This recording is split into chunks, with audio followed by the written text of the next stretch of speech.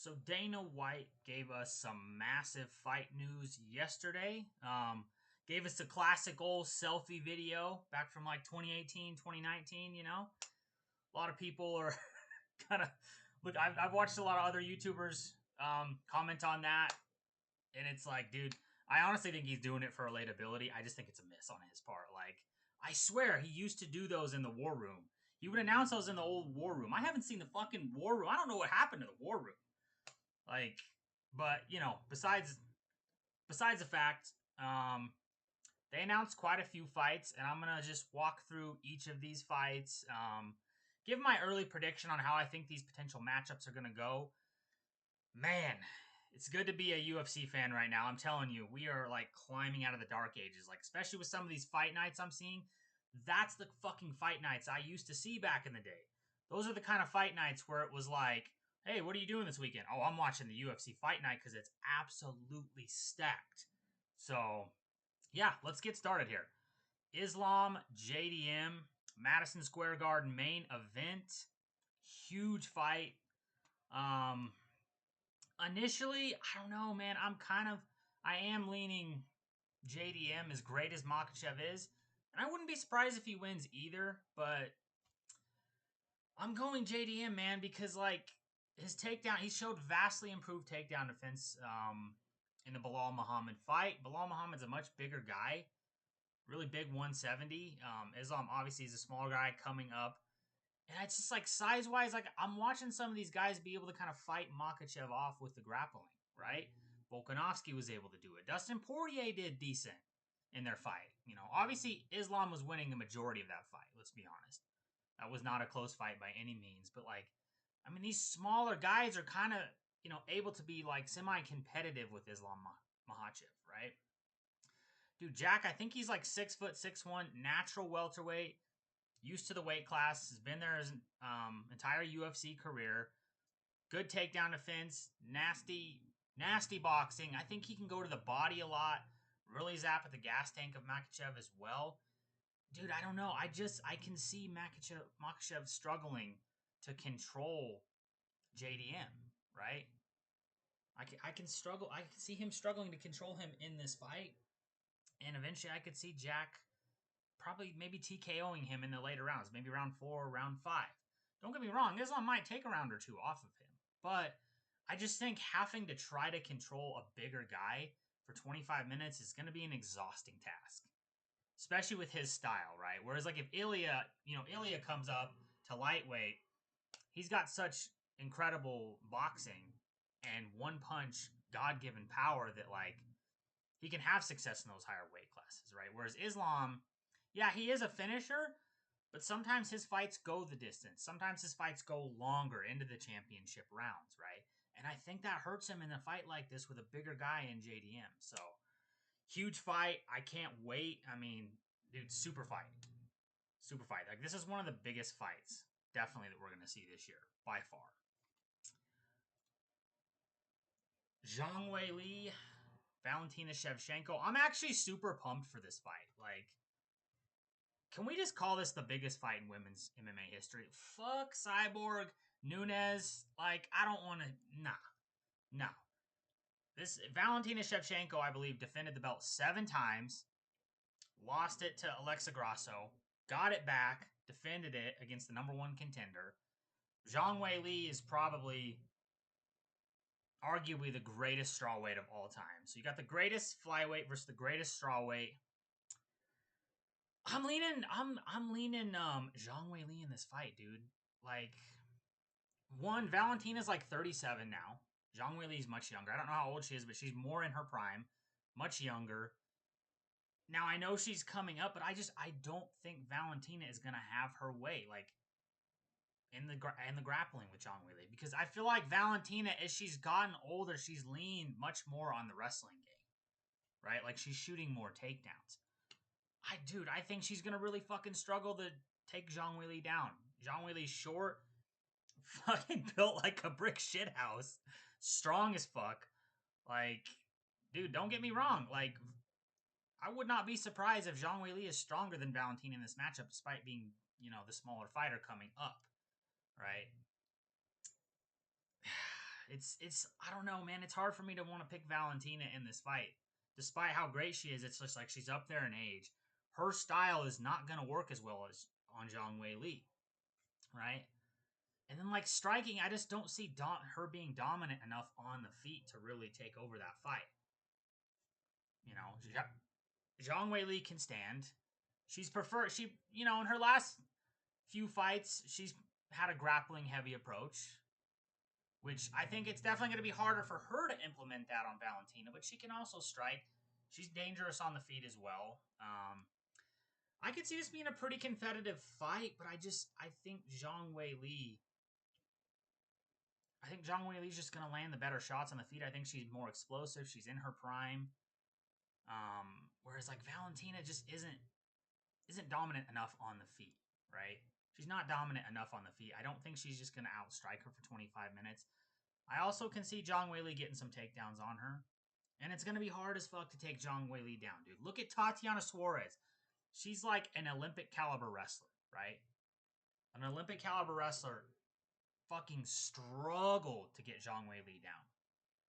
So I am favoring Zhang Weili probably to win a decision here in this one with Valentina.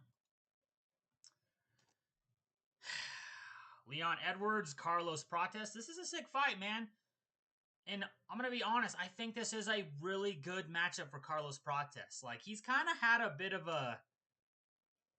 What's the word I'm looking for? Like, his stock is like... Or his stock is really increased in my eyes. Like, I kind of gave this guy a hard time going into the Jeff Neal fight because he hadn't done shit in the UFC. Like, I'm sorry, like, knocking out fucking Neil Magny does not make you an elite welterweight, right? So I picked against him in his last fight. Hey, I fucked up. He controlled the distance all night, gave Jeff Neal massive problems, and fucking put him away viciously at the end of round one. I think in this fight, like, Leon is just not aggressive enough. He's just not aggressive enough. Carlos is tall. He's rangy. He'll be landing body kicks, leg kicks. He'll be landing upstairs, mixing it up. And dude, Leon is just, he's not aggressive enough. I mean, and Leon, like, I think Leon's only like 5'10", 5'11", maybe. I don't know. Maybe he's 6 feet. I don't know. I can't remember. But, like, I think stylistically, this is just, you're not going to, like, unless you mix in a shitload of grappling, I just don't think really anybody in this weight class is going to be able to technically outpoint Carlos Prates. Maybe JDM. Maybe JD. Maybe JDM. The champ. But, like, this fight is going to work in Carlos's favor, right? Because Leon's going to be on the back foot. He's going to be trying. All Leon does is outpoint people, right? All he does is outpoint people. He's going to be on that back foot trying to outpoint him, and I just don't think he's going to be able to do that. Carlos's striking is too high level. He's aggressive. Every shot it seems like every shot this guy lands is with bad intentions, whereas Leon, a lot of them are pop shots, pitter-patter shots. Like, that is not going to work here. Like, that shit might have worked on a Kamaru Usman, who has a wrestling-heavy approach, who it's like, all I got to do is sprawl and brawl and just jab the fuck out of him all night. Same thing with Colby Covington, right? You sprawl and just jab the fuck out of him all night, you're going to win a decision. It's just, you're not going to be able to implement that game plan with him. So, I can see Carlos probably putting him away round 2 or 3. I really can. Like, I just think this non-aggressive style of Leon trying to outpoint this guy, it's going to be a massive mistake for Leon Edwards. So, early prediction is Carlos Prates in this one. He's taking a massive leap up, man. Hey, I'm on the Carlos Prates train now, man. I gave this guy a hard time, but after seeing what he did to Jeff Neal, Jeff Neal's elite, dude. Jeff Neal's got a lot of good victories in that division. And he, that was a one-sided fight. It really was. I just don't think Jeff Neal really ever got going in that fight. Carlos Prates did not let him get going, right? He's comfortable on the feet. He flows. Like, he's willing to take one and give one. He rolls with punches good. So, I think this is, like, probably one of the better matchups you could make for this guy. And then it's like, I don't know, like, Leon has shown good grappling, right? He took Colby Covington down a few times. He took Kamaru down in their second fight. But, like, dude, Carlos Prates, the amount of damage you're going to have to take just to get in on a takedown on him, it's going to add up round after round, right? That and Carlos Prates has some of the sickest takedown defense. bro, like, I would have to look up his takedown defense, but like, it's got to be in the 70 to 80%, right? I know Ian got him down a few times, and Ian shot like fucking 10 times on that guy. So he's got sick takedown defense. He's gonna punish you every time you try to shoot. He's gonna be right back on it right after if he stuffs your shot. He's gonna be landing, significant strikes right after that. And I just think Leon is not gonna be able to deal with that accumulation of damage throughout the fight. Okay, I'm gonna have to do some jumping around here because there's a few more fights I wanted to talk about. All right. We got Zhang Doba, I think that's how you say it, versus Mackenzie Dern, World Strawweight Championship. Initially, I saw this and I was like, "How the fuck is Mackenzie getting a shot?" She has no top 5 wins. Every time Mackenzie steps up inside the top 5, she gets smoked. Right? Yan Jianan smoked her, thoroughly beat her. Hell, she even got knocked out by Andrade a few years ago. She got knocked out by Jessica Andrade. I'm trying to think of the other one. I can't remember. I'm pretty sure she lost to somebody else too. Whatever. But like every time Mackenzie gets in that top 5 spot, or in like a title eliminator type bout, she always fails. So initially I was like, dude, how the hell is she getting a title shot? And then I just realized, like, you look at Zhang Weili's reign, it's like she's beaten Tatiana Suarez, she's beaten Yan Jianan, she's beaten Amanda Lemos, right? Carlos Parza. I mean, if you look at that division, it's like everybody who should have gotten a title shot rank wise has gotten a title shot against Zhang Weili. So it's like, initially I was skeptical of this matchup. I was like, Mackenzie's undeserving, but now I'm like, dude, who else? Who else is they're gonna fight? Who else? Between the two of them, like, and Zhang Weili, between Zhang Weili, her, and Mackenzie, like, Zhang Jirova's coming off a win over Yan Jianan, a dominant one-sided victory. She smoked Yan Jianan. Super impressive, right? So it's like there's just nobody else to fight for it, so I can see why they're doing that. And I think Mackenzie won the first fight, which makes it more interesting because Mackenzie has that claim to fame, like, hey, I beat you once, now I'm going to beat you again for the belt. My prediction for this fight, I got to go Zhang Jiroba, right? I think the jiu-jitsu of Mackenzie, the jiu-jitsu level of Mackenzie Dern makes it very interesting against someone like Zhang Jiroba. They're both ground fighters. They're high level. I think they're both world champs in jiu-jitsu. I know Mackenzie is. I think Zhang Jiroba is too. So I know that kind of makes things interesting when it gets on the mat because Zhang Jiroba, no one's been able to deal with her on the ground, right? Outside of like Mackenzie Dern. So I do think Mackenzie Dern's counter jiu-jitsu makes it very interesting. That being said, I think Mackenzie Dern is much more of an opportunistic grappler. Whereas, like, if she sees like a potential opening for a submission, she's willing to give up bottom position to go for that submission, right? Whereas Zhang Jiroba is much more control based. She's going to choose position over submission, and I think that's going to give her an advantage in this fight because I think Mackenzie Dern is going to dive for submissions throughout that fight.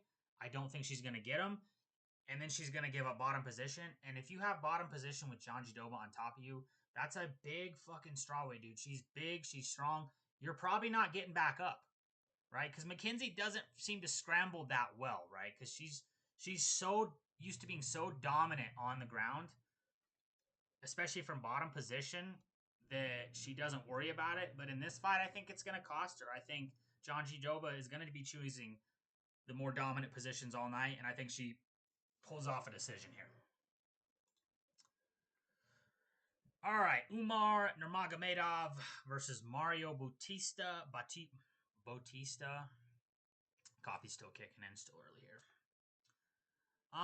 Dude, this is a tough fight for Mario Bautista. Like, you look at it on the feet, it's like, I know coming off of his last performance, Mario Bautista looked like an absolute stud.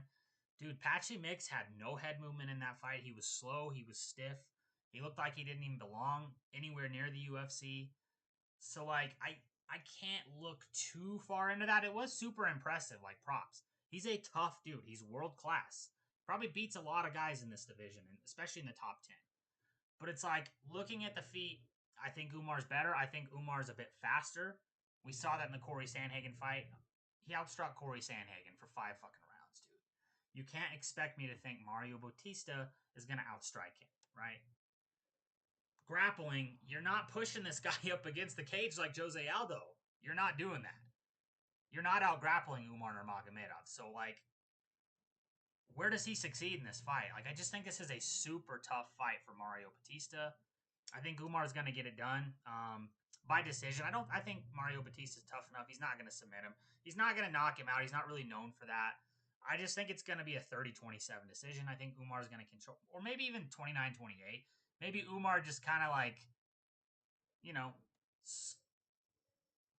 barely banks the rounds, right? 1, 2, and 3. I don't think Batista's going to win a single round, though, because he's just, there's nowhere that he's better than Umar. And this, like, again, like the size of Umar is a big bantamweight, dude. Like, you're not going to be able to control this guy and bully him around like some of these other dudes you have, right? So this one's fairly easy for me. I think Umar's just a bad matchup for him. Now, if he beats Umar, dude, he's fucking, you have to give him the title shot. 1,000%. 1,000%. After Peter Yan, of course. All right. That's all the fights for today. I thought there was more. I could have swore. Man. But yeah. With that, you know, added with October, dude, the rest of this year is going to be a fucking banger. I'm going to actually make a video. I should have done this prior to this video of just how crazy of a month October is going to be, dude. Because this one right here, this is Madison Square. This is the main. You got another super fight with Valentina Shevchenko, Zhang Weili in the co-main, Carlos Prates, Leon Edwards. Like, dude, these are the cards that we used to see in the UFC. It's so freaking exciting to be a UFC fan right now. Like, I watch all the fights, dude, and there's always usually some good fights on every card, but it's like, dude, these are the kind of fights that are like, the anticipation is through the fucking roof. It's like, what's going to happen? You know, these are the kind of fights you can get emotionally invested in, right? Maybe you're a big Islam guy. You're nervous for Islam. You want Islam to win. Maybe you're a JDM guy. You know, whatever that may be. It's like the anticipation, the scale of these fights, how stacked these cards are coming up. Like, I hope this isn't just their attempt at just like making up for their lack of excitement for most of 2025. I hope this continues into next year, into 2026. But you know, we'll see. So, yeah. I think that's all I had. Yeah, that's all I had. See ya.